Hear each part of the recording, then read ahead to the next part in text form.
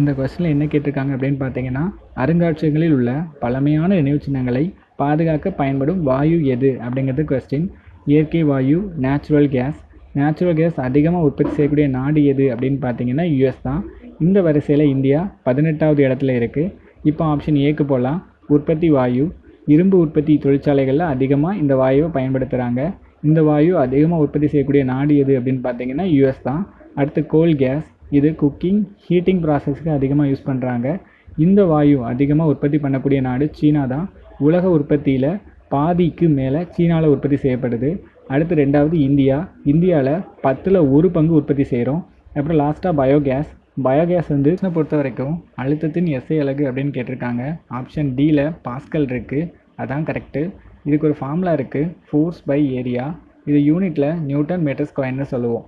அடுத்த ஆப்ஷன் ஏல ஜூல் கொடுத்துருக்காங்க. இது ஆற்றலோட எஸ்ஐ யூனிட். இதுக்கு ஃபார்முலா பவர் இன்ட்டு டைம். அடுத்த ஆப்ஷன் பியில் வாட் கொடுத்துருக்காங்க. இது பவரோட எஸ்ஐ யூனிட். இதுக்கு ஃபார்முலா அப்படின்னு பார்த்தீங்கன்னா ஆற்றல் பை டைம். அதுக்கப்புறம் லாஸ்ட்டாக நியூட்டன் கொடுத்துருக்காங்க. இது ஃபோர்ஸோட எஸ்ஐ யூனிட். இதுக்கு ஃபார்முலா மாஸ் இன்ட்டு ஏரியா. இந்த கொஸ்டினில் குவார்ட்ஸ் படிகத்தின் மேலுள்ள இரும்பு படிவுகளை சுத்தம் செய்ய பயன்படும் சேர்மம் எது அப்படிங்கிறது கொஸ்டின். ஆப்ஷன் டி ஆக்சாலிக் அமிலம். ஆக்சாலிக் அமிலம் தக்காளியிலிருந்து எடுக்கிறோம். இப்போ ஆப்ஷன் ஏக்கு வரலாம். நைட்ரிக் அமிலம். இது உரமாகவும் வெடிபொருள் தயாரிக்கும் தொழிற்சாலைகளிலும் பயன்படும். இதோட வாய்ப்பாடு அப்படின்னு பார்த்தீங்கன்னா HNO3. அதுக்கப்புறம் ஆப்ஷன் பியில் கால்சியம் ஹைட்ராக்சைடு கொடுத்துருக்காங்க. இது காகித தொழிற்சாலைகளில் பயன்படுது. இது மரத்தை மரக்கூழாக மாற்றும் செயல்பாடுகளில் பயன்படுத்தப்படும். அதே மாதிரி கழிவுநீர் சுத்திகரிப்பில் தெளிவுபடுத்தும் முகவராக பயன்படுத்தக்கூடக்கூடியது கால்சியம் ஹைட்ராக்சைடு. இதோட வாய்ப்பாடு CaOH2. அதுக்கப்புறம் ஆப்ஷன் சிக்கு வருவோம். இந்த கொஸ்டினில் one among the following cricketers has authorised the book straight from the heart and autobiography identify அப்படின்னு கேட்டிருக்காங்க.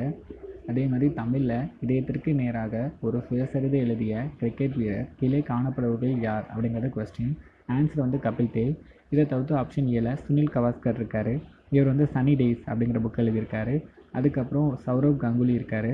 சௌரவ் கங்குலி வந்து எ century is not enough my roller coaster right to the success அப்படிங்கிற புக் எழுதியிருக்காரு. அதுக்கப்புறம் ஆப்ஷன் டியில் சச்சின் டெண்டுல்கர் இருக்கார். இவர் பிளேயிங் இட்ஸ் மை வே அப்படிங்கிற புக்கை எழுதி. இந்த கொஸ்டினில் மயில் இந்தியாவின் தேசிய பறவையாக அறிவிக்கப்பட்ட ஆண்டு எது அப்படிங்கிறது கொஸ்டின். 1963 பிப்ரவரி 1 அறிவிச்சிருப்பாங்க. இந்த மயிலோட அறிவியல் பேர் பார்த்தீங்கன்னா பாபு கிரெட்சேட்ஸ். இதை தவிர்த்து எக்ஸ்ட்ரா தகவல் பார்க்கலாம். ஜனவரி 26, 1950 தேசிய கொடி, தேசிய முழக்கமான சத்தியமேத ஜெயதை அறிவிச்சிருப்பாங்க. இதோட தமிழ் அர்த்தம் உண்மை மட்டுமே வெற்றி பெறும். இதே வருஷம் தேசிய கீதம், தேசிய பாடல், தேசிய மலரான தாமரை அறிவிச்சிருப்பாங்க. இந்த மலரோட அறிவியல் பேர் பார்த்தீங்கன்னா நெபுரா நியூசிஃபெரா. 1965 தேசிய உறுதிமொழி வந்திருக்கும். ஜூலை 15, 2010 தேசிய நாணயமாக. இந்த கொஸ்டினில் பொமிடிலா கணவாய் அமைந்துள்ள மாநிலம் எது அப்படிங்கிறது கொஸ்டின். ஆப்ஷன் ஏல அருணாச்சல பிரதேஷ். இதுதான் ஆன்சரு. இப்போ ஆப்ஷன் பி பார்க்கலாம். இதில் இமாச்சல பிரதேஷ் கொடுத்துருக்காங்க. இமாச்சல பிரதேஷில் சிப்கிலா கணவாய், பாராலாசா கணவாய் அமைஞ்சிருக்கு. அதுக்கப்புறம் ஆப்ஷன் சியில் ஜம்மு அண்ட் காஷ்மீர் கொடுத்துருக்காங்க. காஷ்மீரில் ஜோஷிலா கணவாய், பர்சில் கணவாய் அமைஞ்சிருக்கு. இப்போ கடைசியாக ஆப்ஷன் டி. இதில் சிக்கிம் கொடுத்துருக்காங்க. சிக்கிமில் நாதுலா கணவாய், ஜலபுலா கணவாய் அமைந்திருக்கு. இதை தவிர்த்து எக்ஸ்ட்ராவாக இந்த கொஸ்டின் பார்த்தீங்கன்னா ஓல்டு கரண்ட் அஃபேர்ஸ். ஸோ இதை நம்ம பேஸ் பண்ணி போகிறதுக்கு பதிலாக இப்போ உள்ளதை பேஸ் பண்ணி பார்க்கலாம். இப்போ 28வது காலநிலை மாற்ற மாநாடு எங்கே நடந்துச்சு அப்படின்னு பார்த்தீங்கன்னா துபாயில் நடந்துச்சு 2023. 29வது காலநிலை மாற்ற மாநாடு எங்கே நடந்துச்சு அப்படின்னு பார்த்தீங்கன்னா பாகு, அசர்பைஜானில் இருக்கக்கூடிய பகுதி. இது 2024 நடந்துச்சு. அதுக்கப்புறம் 30வது காலநிலை மாற்ற மாநாடு 2025 பெலம், பிரேசிலில் நடக்க போகுது. அதுக்கப்புறம் இந்தியாவில் இந்த கொஸ்டின் பார்த்தீங்கன்னா மசாகன் கப்பல் கட்டும் தளம் அமைந்துள்ள இடம் எது அப்படிங்கிறது கொஸ்டின். இதுக்கு ஆன்சர் வந்து மும்பையில். இதை தவிர்த்து இன்னும் 2 ஷிப்யார்ட்ஸ் இருக்குது.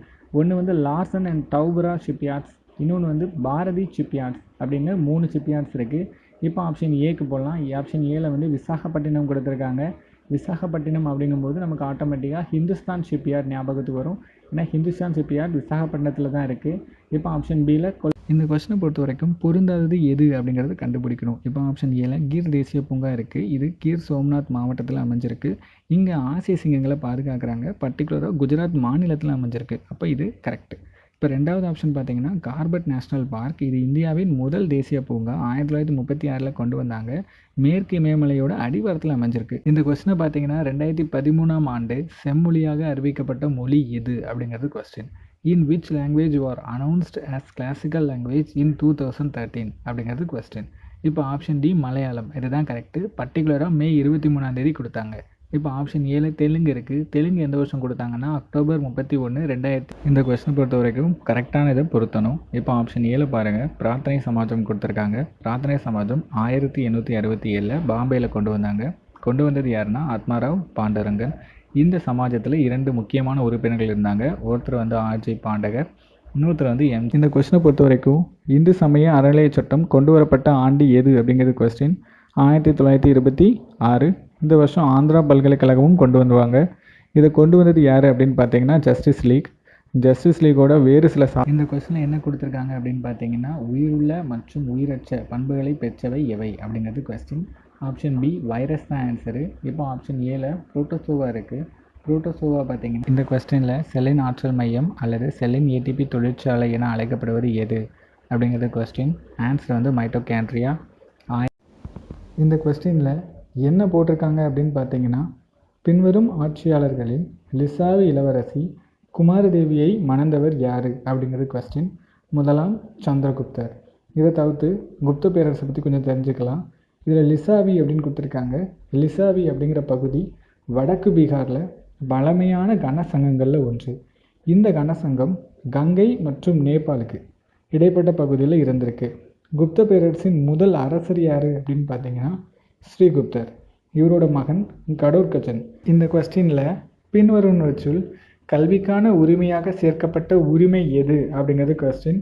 ஆப்ஷன் ஏ 21A அப்படிங்கிறது தான் கரெக்டு. நீங்கள் 21 அப்படின்னு பார்த்தீங்கன்னா அது தனி மனித சுதந்திரத்தை பற்றி பேசும். அந்த 21க்கு கீழே ஏன் ஒரு பிரிவை உருவாக்கியிருப்பாங்க. இது கட்டாய இலவச கல்வியை பற்றி சொல்லுது. அப்போ இதுதான் கரெக்டு. இப்போ நீங்கள் ஆப்ஷன் பி பாருங்கள்.